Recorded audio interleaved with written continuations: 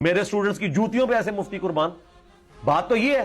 ایک کلپ میرے سامنے گزرا مرزا جہلمی کا، جس میں وہ یہ کہہ رہا ہے کہ میرے شاگرد ہیں بڑے بڑے مفتیوں، میرے شاگردوں کے جوتوں کے برابر ہی نہیں ہیں بڑے بڑے مفتی. علمان والا پھر یہ بہت بڑی گستاخی ہے، علماء کی، کیونکہ علماء کی گستاخی ہے، اور علماء کی گستاخی کرنا اس حساب سے کہ اہل علم میں کفر ہے، اور یہ قرآن کی دشمنی ہے. قرآن کیا فرماتا ہے؟ هل يستوي الذين يعلمون والذين لا يعلمون؟ کہ اہل علم اور جاہل برابر ہو سکتے ہیں؟ ٹھیک ہے.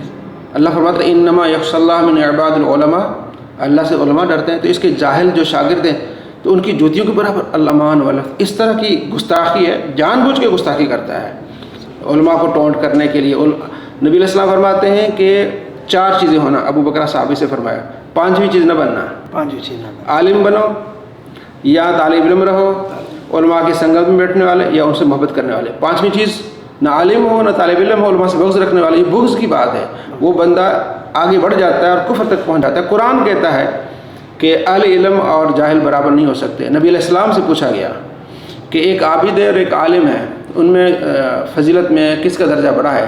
تو آپ علیہ السلام فرماتے ہیں، ترمذی شریف میں حدیث ہے کہ جس طرح میری فضیلت ایک ادنا آدمی پر ہے، اسی طرح عالم کی فضیلت اس عابد پر ہے. آپ علیہ السلام کی فضیلت کا اندازہ لگائیں. خلق سے اولیاء، اولیاء سے رسول، رسولوں سے اعلیٰ ہمارا نبی. 313 رسول جو تمام نبیوں سے ان کی فضیلت ہے. پھر 313 میں سے اولوالعزم 5 رسول، پھر ان 5 میں سے نبی علیہ السلام اعلیٰ فضیلت والے ہیں. تو آپ علیہ السلام جس طرح میری ایک ادنا آدمی کے درمیان جو فضیلت ہے، اتنی ایک عالم کی فضیلت کس کی ہے؟ جو ہے وہ ایک عابد پر. اور اس کے شاگرد دوسری ویڈیو میں کہتا ہے کہ میرے شرابی بھی میرے شاگرد ہیں، جواری میرے شاگرد ہیں، فلمیں بنانے والے داڑھی منڈے میرے شاگرد ہیں. میں نے داڑھی منڈا شرابی اس کا یعنی اس کی جوتیوں کے برابر ایک مفتی نہیں، نعوذ باللہ من ذلک. اچھا وہ کیا کہتا ہے جناب علی ان کی توحید بڑی پختہ ہے. اچھا توحید، اچھا ان کی تعریف کرتا ہے میرے شاگردوں کی توحید پختہ ہے. مطلب کیا کہ میری توحید پختہ ہے نا، میرے سے سیکھ رہا ہے، تو اس لیے ان کی جو ہے نا وہ مفتی جو ان کی جوتیوں کے برابر نہیں. اس کی توحید کیا ہے؟ شیطانی توحید، کہ ہم توحید بیان کریں گے تو کیا ہوگا؟ گستاخی ہوگی. یہ اس کی کلپ ہے کہ ہم توحید بیان کریں گے تو نبیوں کو گستاخی ہوگی، اور نعوذ باللہ جو ہے وہ نبی پیشاب نہیں روک سکتے. یہ توحید شیطانی توحید ہے جس میں نبیوں کی گستاخی ہے. یہ شیطان نے یہ کیا تھا نا، حضرت آدم علیہ السلام کو سجدہ نہیں کیا تھا. اللہ نے فرمایا تھا نا کہ اس کو سجدہ کریں، تعظیم کرنی تھی نا، تو شیطان نے تعظیم نہیں کی. وہ کیسی توحید ہے؟ یعنی اللہ کو ماننے والے فرشتے ہیں، اللہ فرماتا ہے کہ سجدہ کرو، شیطان کہتا میں نے تم کو کرنا ہے، میں نے اس کو نہیں کرنا. تو شیطان نے سجدہ نہ کیا. تو یہی آج کل کی توحید ہے، اسے کہتے ہیں شیطانی توحید. اور جہاں نبی علیہ السلام کی گستاخی ہے جس توحید میں، وہ توحید نہیں، وہ شیطانی توحید ہوتی ہے. تو اسلام میں آنے کے لیے 2 چیزیں ہیں، توحید اور رسالت. تو یہ دونوں اس کے گستاخ. نبی علیہ السلام کا یہ خود گستاخ کہ نبی علیہ السلام کو دجال کہنے والا یہ کمینہ دجال ہے. جو نبی علیہ السلام سے محبت کرنے والا مسلمان ہے کبھی ایسا جملہ نہیں بولے گا، نبی علیہ السلام کے طریقے سے محبت کرے گا.